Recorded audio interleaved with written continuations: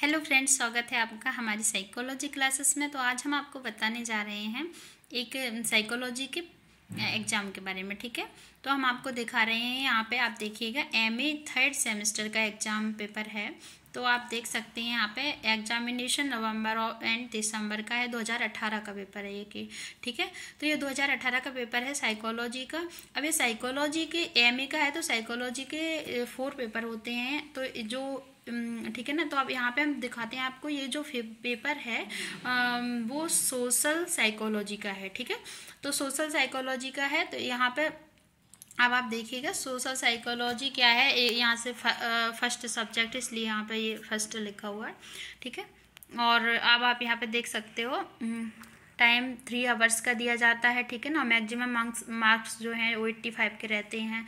तो जो यहाँ पे जो मिनिमम पास मार्क्स रहते हैं वो 29 होते हैं, और मैक्सिमम मार्क्स जो आपके 100 होते हैं जो प्राइवेट स्टूडेंट होते हैं उनके लिए, और जो रेगुलर स्टूडेंट होते हैं उनके लिए 85 का जो एग्ज़ाम पेपर होता है। ठीक है, तो उनकी पासिंग मार्क 29 होती है, और जो प्राइवेट स्टूडेंट्स होते हैं, देखो इस पर यहाँ पे लिखा भी आप देख सकते हो, प्राइवेट स्टूडेंट होते हैं उनकी जो मिनिमम पासिंग मार्क्स हैं वो 34 होते हैं। ठीक है, अब यहाँ पे क्या है, देखिए जो नोट लिखा हुआ है, यहाँ पे लिखा है सभी प्रश्नों के उत्तर दीजिए। तो प्रश्न क्रमांक 1 अनिवार्य है। तो यहाँ पे ये है कि जो क्वेश्चन नंबर 1 है वहाँ पे आपको 10 क्वेश्चन दिए होंगे, 10 में से आपको कोई 5 करने हैं। ठीक है, तो इसमें देखिए आप यहाँ पे आप देखिए लिखे हैं, ये देखो किन्हीं 5 प्रश्नों के उत्तर दीजिए।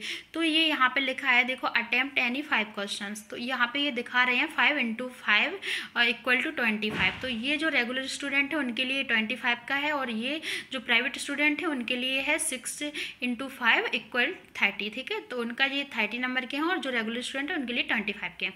अब आप देखिएगा यहाँ पे मतलब ये है कि 5 नंबर का एक क्वेश्चन है। तो जो 5 नंबर के एक क्वेश्चन है, और 5 क्वेश्चन करोगे आप तो आपका 25 नंबर हो जाते हैं। ठीक है, आप यहाँ पे देखिए ऐसे ही जो प्राइवेट स्टूडेंट हैं उनके लिए ये जो है तो एक क्वेश्चन जो है यहाँ पे जो शॉर्ट टाइप क्वेश्चंस हैं, यहाँ पे वो एक क्वेश्चन 6 नंबर का है, और उनको जब वो 5 करेंगे तो 6 × 5 = 30 नंबर का हो जाएगा। ठीक है, अब यहाँ पे देखिए जैसे यहाँ पे जो पहला वाला क्वेश्चन है संज्ञान क्या है, तो मीनिंग ऑफ कॉग्निशन। ठीक है, अब यहाँ पे ये दूसरा क्वेश्चन है समाज मनोविज्ञान का जैविकीय सिद्धांत, तो genetic theory of social psychology. तीसरा क्वेश्चन यहाँ पे है प्रेक्षण विधि का अर्थ, तो मीनिंग ऑफ ऑब्जर्वेशन मेथड। ठीक है, और जो नेक्स्ट क्वेश्चन है वो देख सकते हैं आप, 4 नंबर का क्वेश्चन है सह संबंध विधि का अर्थ, मीनिंग ऑफ कोरिलेशन मेथड। ठीक है, अब यहाँ पे एक देख सकते हैं नेक्स्ट जो है प्रति सामाजिक व्यवहार का अर्थ। ठीक है, meaning of pro social behaviour. ठीक है, अब यहाँ पे ये कह रहे हैं, देखो समानुरूपता व्यवहार का अर्थ। ठीक है, नेक्स्ट है सामाजिक श्रमावनमन को परिभाषित कीजिए। ठीक है ना, ऐसे ही नेक्स्ट है नेतृत्व शैली के प्रकार, टाइप ऑफ लीडरशिप स्टाइल। ठीक है, तो मैं आपको ऐसे पढ़ के जो है रीड करके बताते जा रही हूँ। ठीक है, आक्रामकता प्रबंधन, अग्रेशन मैनेजमेंट। ठीक है, अंतर व्यक्तिगत आकर्षण का अर्थ, तो ये है जो अंतर व्यक्तिगत होता है वो इंटरपर्सनल अट्रैक्शन। ठीक है, उसको बोलते हैं, तो meaning of interpersonal attraction.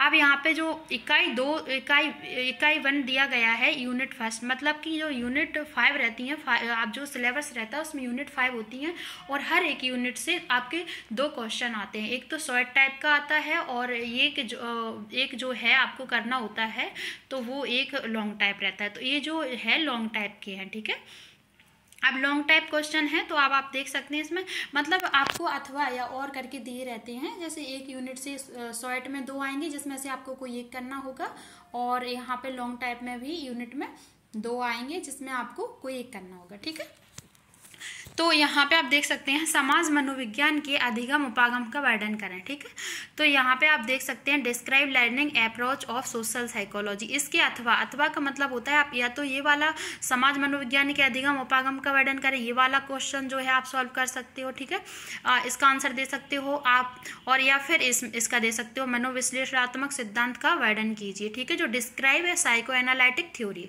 Okay, तो इनमें से इसी तरीके से जो है आपको करना है। यहाँ पे क्या है, ये जो लॉन्ग टाइप आंसर है, ये क्वेश्चन है, इसका आंसर जो है तो आपको लिखना है। अब क्या है यहाँ पे ये जो 12 और ऑब्लिक करके 14 दिख रहे हैं, ये हैं कि जो रेगुलर स्टूडेंट है उनके लिए ये 12 नंबर का एक क्वेश्चन है और जो प्राइवेट स्टूडेंट है उनके लिए 14 नंबर का है। ठीक है, आप सभी को समझ में आ गया होगा।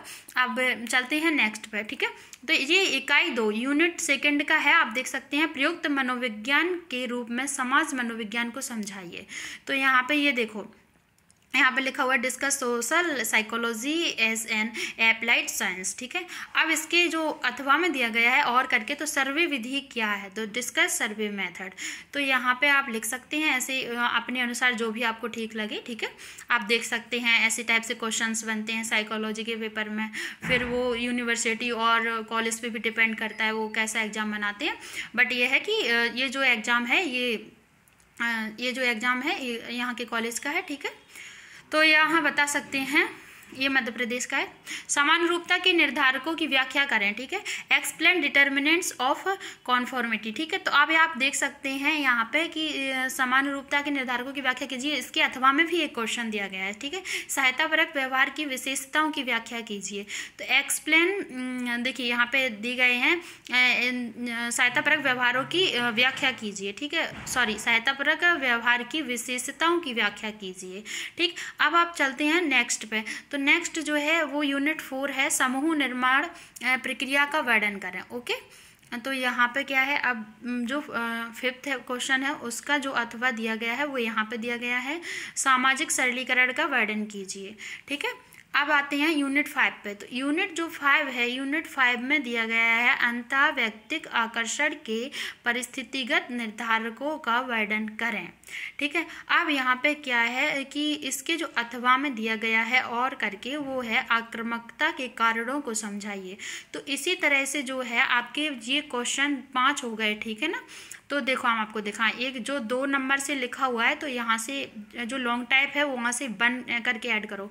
तो यहाँ से आप देखोगे 1 2 3 4 और ये हो गया 5। ठीक, तो लॉन्ग टाइप जो क्वेश्चन थे वो 5 हो गए हैं और जो आपको शॉर्ट टाइप क्वेश्चन थे वो भी 10 थे। ठीक है, तो 10 में से आपको कोई 5 करने थे जो आपको आए। कभी कभी क्या होता है कि शॉर्ट टाइप में भी वो ऐसे दे देते हैं क्वेश्चन, जैसे कि इन्होंने यहाँ लॉन्ग टाइप में दे रखे हैं कि अथवा में आपको ऐसे देंगे, तो आपको किसी भी एक का आंसर देना बहुत आवश्यक है। ठीक है, तो अब आप यहाँ से देख सकते हैं इसी तरीके से हमने आपको पूरा जो एग्जाम पेपर था पूरा दिखा दिया है। ठीक है, यहाँ पे ये रोल नंबर रहता है, रोल नंबर का ऑप्शन रहता है इसमें, तो वो रहता है, आप कर सकते हैं, यहाँ पे लिख सकते हैं। तो इसी तरीके से जो है, और फिर यूनिवर्सिटी पे भी डिपेंड करता है वो कैसे एग्ज़ाम बना के देती है।